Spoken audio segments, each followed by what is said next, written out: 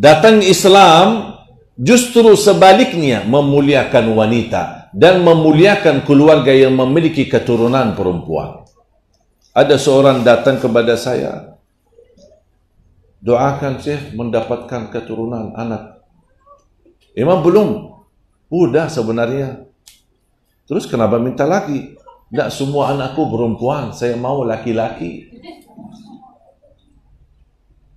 Kenapa maunya laki-laki? Kan perempuan lebih mulia. Nah, kayaknya kalau belum ada anak laki-laki, kayaknya belum sempurna ke? Saya bilang justru memiliki anak perempuan terjamin untuk orang tuanya selamat dari siksa neraka Jahannam. Islam sangat memberikan perhatian di kaum wanita. Sebelum Islam, kaum wanita itu tidak punya harga, tidak dinilai, tidak dihormati.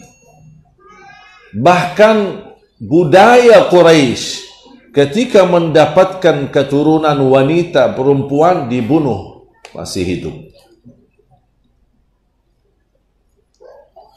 dikuburkan dalam kondisi hidup masih anak-anak. Kenapa? Karena menurut Quraisy adanya keturunan perempuan memalukan.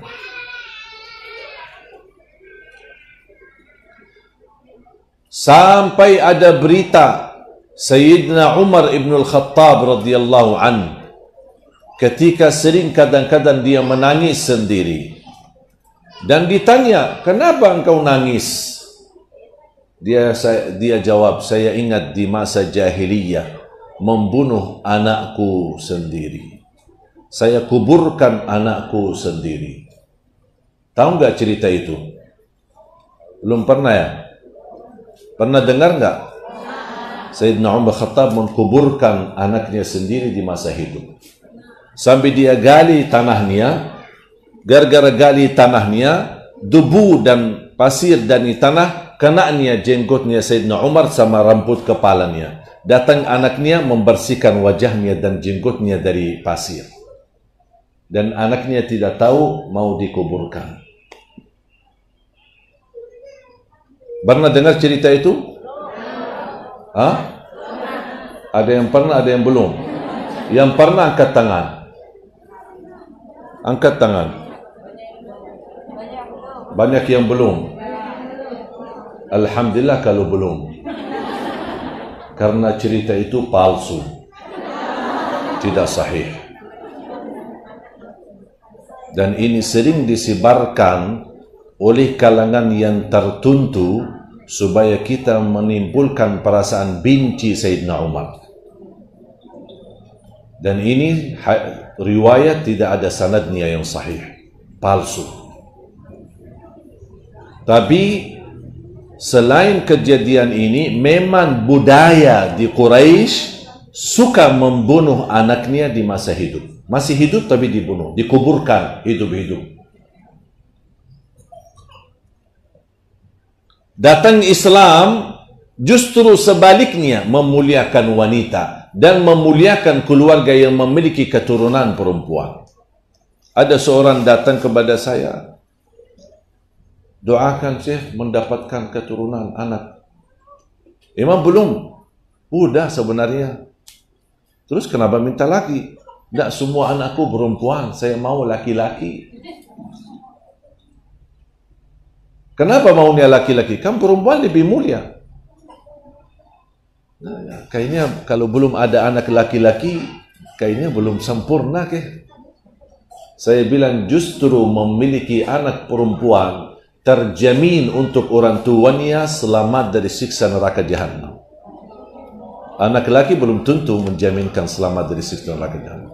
Rasulullah sallallahu alaihi wasallam bersabda, "Man kana lahu bintan aw bintaini aw thalatha." Sampai 3. "Farabbahunna wa ahsana ilayhinna wa ahsana ilayhinna wa at'amahunna wa kasahunna thumma zawwajahunna." Dia memelihara, dia menjaga, dia membesarkan, dia memberi makan yang halal, dia memberikan pakaian yang baik, dan dia mendidik mereka sampai dewasa, dan dia menikahkan. kunna lahu hijaban minan nar. Mereka akan jadi hijab yang menghalangi kita masuk neraka.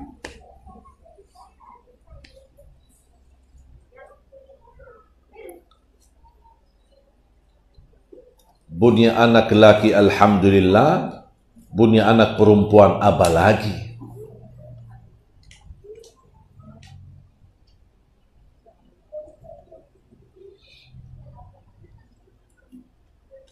Begitu Islam memperhatikan posisi wanita, karena di zaman jahiliyah wanita itu tidak punya nilai. Bahkan di masa haid perempuan diusir dari rumah, dikeluarkan dari rumah. Ada satu rumah ditempati wanita itu karena rumah ini hanya tempat buang sampah. Karena dianggap di saat dia di saat dia haid, dianggap dia najis dan tidak boleh diam di rumah, harus diusir. Sampai selesai masa haidnya, baru boleh balik ke rumahnya. Begitu berlaku zaman jahiliyah terhadap wanita. Datang Islam, Rasulullah SAW masih memeluk istrinya walaupun di masa haidnya. Rasulullah SAW mengajarkan mandi bareng sama istrinya, sambil bermain-main air bersama istrinya di kamar mandi. Wih, asik ya. Pernah nggak mandi bareng sama suami? Alhamdulillah. Sering-sering ya. Sering-sering. Nggak apa-apa, jangan sering-sering. Paling tidak niatnya meniru Nabi Muhammad sallallahu alaihi wasallam.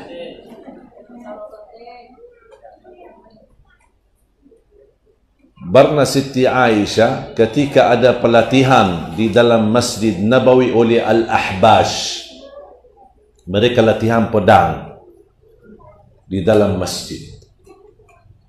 Ternyata zaman Nabi Muhammad, masjid tempat salat, masjid sekolah, masjid tempat latihan, masjid majlis masywarah, masjid semua masjid.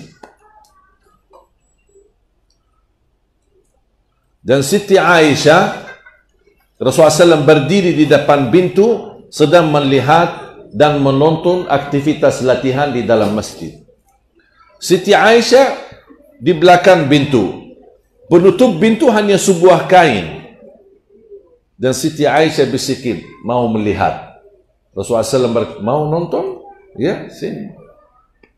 Tapi Siti Aisyah, dia menonton tapi menaruh wajahnya di atas pahunya Nabi Muhammad SAW. Bukan dia datang dari sampingnya, tapi dia sambil sandar di atas bahunya Nabi SAW, sambil melihat, sambil bibirnya menyentuh bibirnya Nabi Muhammad SAW dan menonton.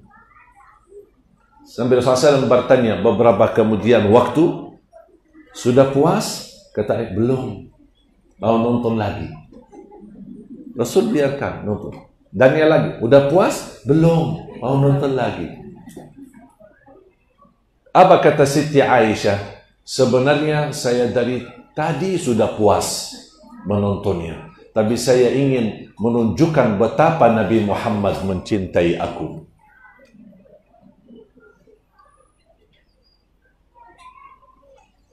Sudah cukup. Cukup deh. Ini kelamaan kau nonton. Sudah cukup, sana.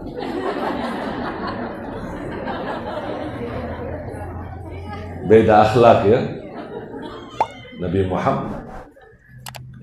Bahkan Nabi Muhammad SAW bersabda, yang termulia akhlaknya khairukum li ahli.